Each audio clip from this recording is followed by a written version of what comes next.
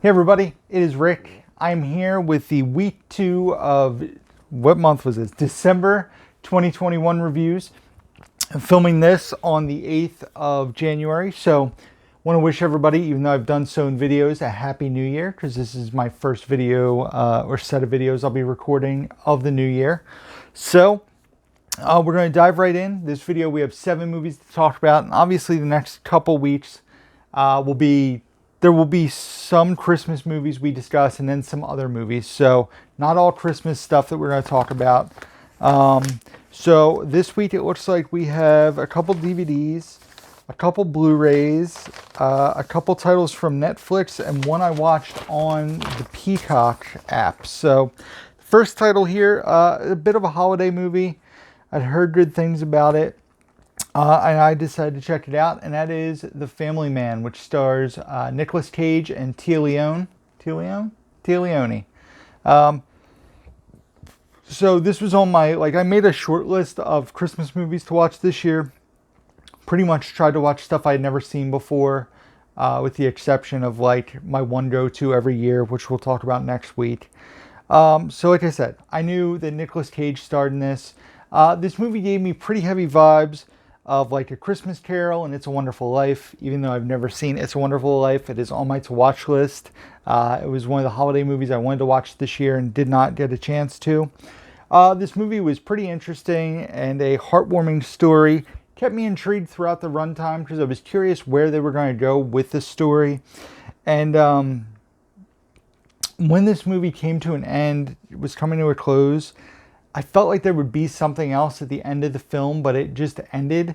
So I was a bit disappointed by the ending of the film, if you will. Wanted a little bit more.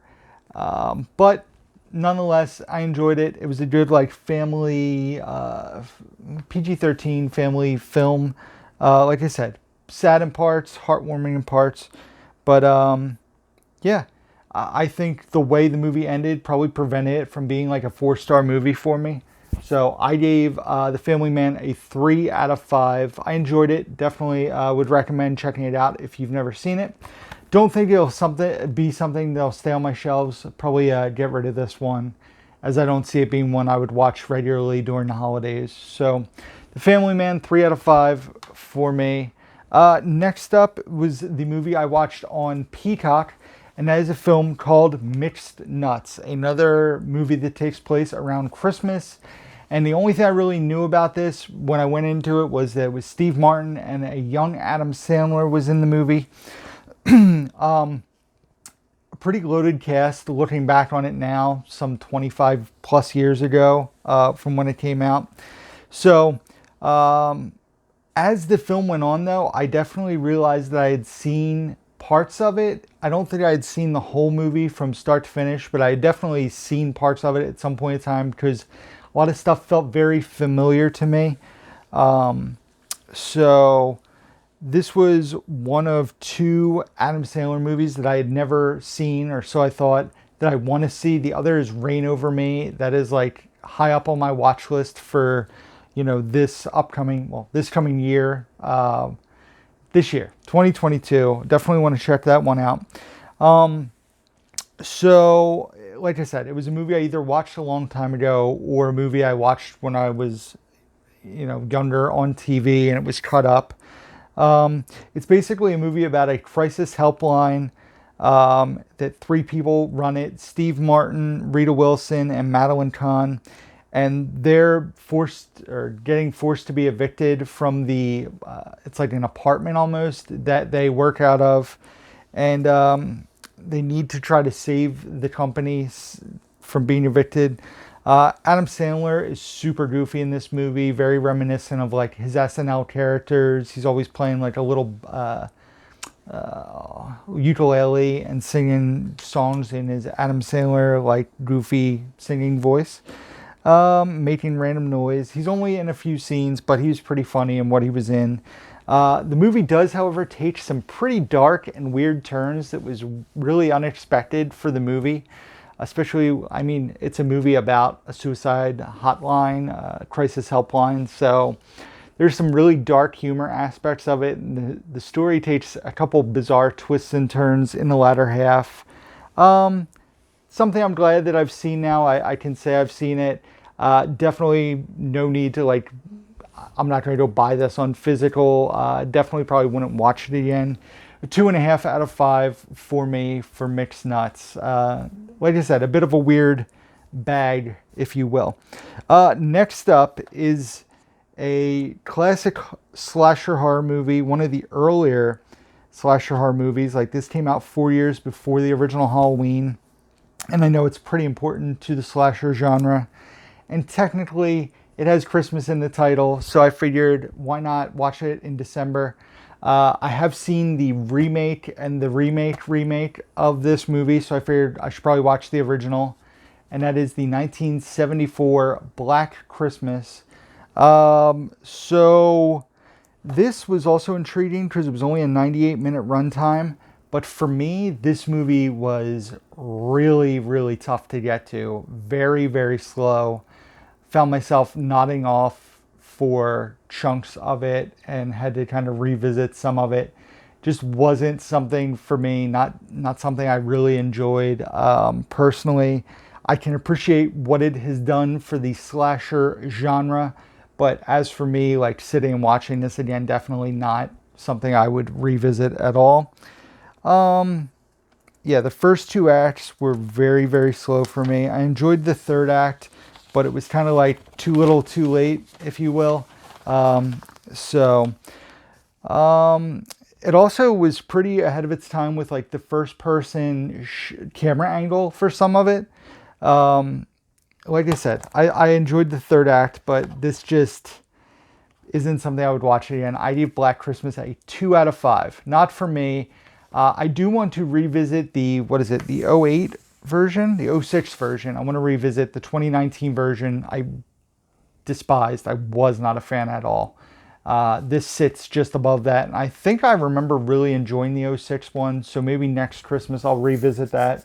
But yeah, 2 out of 5 for Black Christmas for me, the 1974 version. And that will obviously not make the shelf. Next up, a movie from Netflix, and that is Red Notice. When I heard that Dwayne Johnson and Ryan Reynolds were going to be in like a action comedy film, I was on board. I would have gone to the movies to pay for a ticket to see this. Gal Gadot is also in the movie, and I'm not the biggest Gal Gadot fan. I think Wonder Woman and Wonder Woman 84 aren't that great. I think highly overrated, personally, especially the first one. I did enjoy, she was in Keeping Up with the Joneses, which is a fun, goofy action comedy. But yeah, it's basically a heist film, lots of twists and turns. Ryan Reynolds and Dwayne Johnson, hilarious chemistry in the film. Saw the trailer, was really excited for this one. And this one did not disappoint. It is a very fun movie. PG-13, essentially, action comedy. We have seen them work together briefly in Hobbs and Shaw when Ryan Reynolds had a very bit part that was a surprise to me when I saw Hobbs and Shaw in the movie theater. And like I said, Gal Gadot, she kind of provides that sexy eye candy in the film. A fun third character dynamic that was important to the story and definitely was an important part of the film. I know they're talking about a possible sequel for this. I'm totally on board with that. This movie was a lot of fun and would definitely watch these characters again in a sequel. Probably a movie I would rewatch on Netflix at some point in time too. Just a good time, and compared to last year's big action comedy, or not action comedy, but action film from Netflix, Extraction, this is a massive improvement and one that I see myself revisiting. Getting a lot of hate, I believe, on either Rotten Tomatoes or Letterboxd. I thought the movie was a blast. I give it a 3.5 out of 5. Not a 4. 3.5 out of 5. Just a really, really fun time. Definitely something I recommend checking out if you have access to Netflix. The next title we watched, we're just looking for a fun comedy, and we've been talking about wanting to rewatch this one for a while. It's been a long time since I've watched this, and that is Multiplicity, starring Michael Keaton. I believe Michael Keaton and Andy McDowell's also in this, and then Michael Keaton's in it as well. So that was my attempt at a joke. Hopefully you guys, if you've seen the movie, found it funny. So yeah, I remember watching this in my early teenage years, being a pretty big fan of the movie, thinking it was really funny.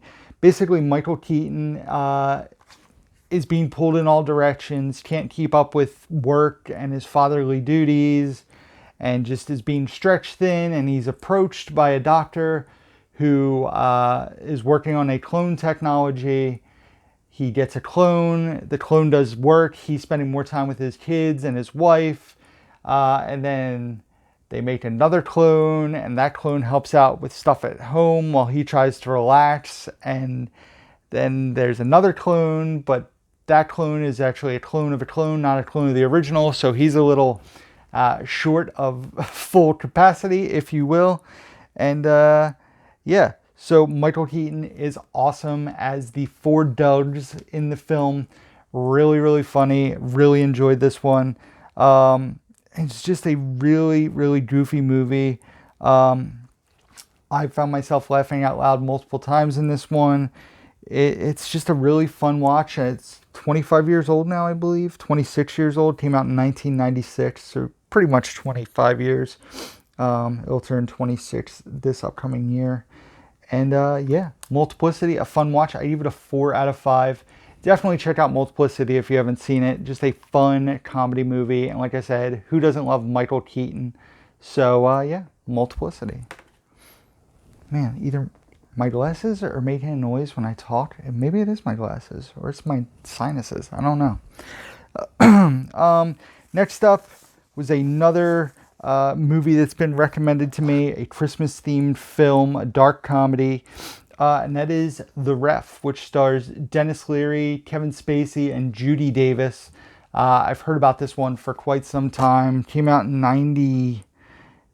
It's a Buena Vista, so it's not going to give me a year.